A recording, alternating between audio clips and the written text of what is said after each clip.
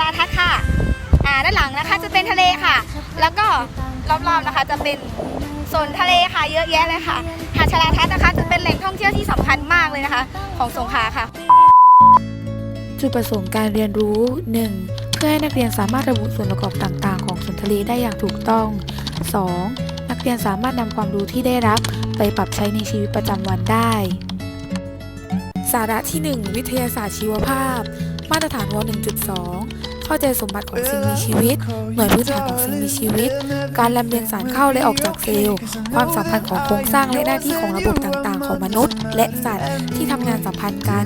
ความสัมพันธ์ของโครงสร้างและหน้าที่ของอวัยวะต่างๆของพืชที่ทำงานสัมพันธ์กัน รวมทั้งการนำความรู้ไปใช้ประโยชน์ ซึ่งตรงกับตัวชี้วัดป .1 ข้อที่ 1 คือ ระบุชื่อบรรยายลักษณะและบอกหน้าที่ของส่วนต่างๆของร่างกายมนุษย์ สัตว์ และพืช รวมทั้งบรรยายการทำหน้าที่ร่วมกันของส่วนต่างๆของร่างกายมนุษย์ในการทำกิจกรรมต่างๆจากข้อมูลที่รวบรวมได้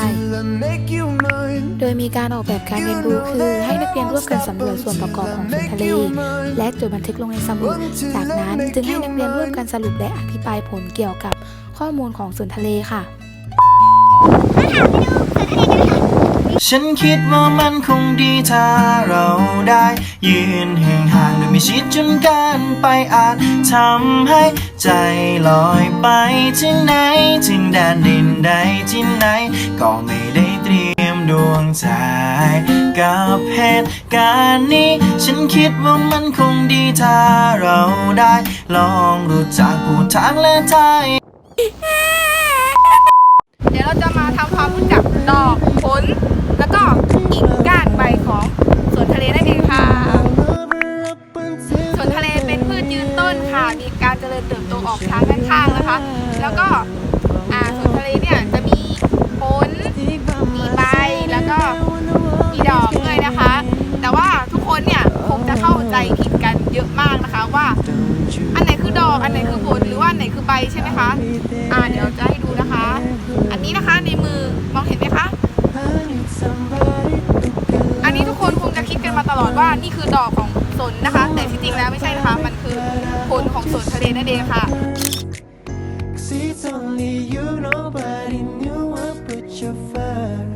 แล้วก็นี่ค่ะอันนี้ทุกคนคงจะคิดว่าเป็นใบใช่ไหมคะจริงแล้วไม่ใช่ค่ะมันคือกิ่งของสนค่ะ I will always remember the day you kissed my lips ส่วนใบเนี่ยค่ะจะอยู่บริเวณรอบๆข้อต่อสังเกตนะคะว่ากิ่งของสนเนี่ยจะเป็นข้อต่อเยอะแยะเลยนะคะแล้วก็ใบเนี่ยนะคะจะอยู่รอบๆข้อต่อแบบนี้ค่ะเป็นสามเหลี่ยมเล็กๆนี่นะคะมองเห็นไหมคะ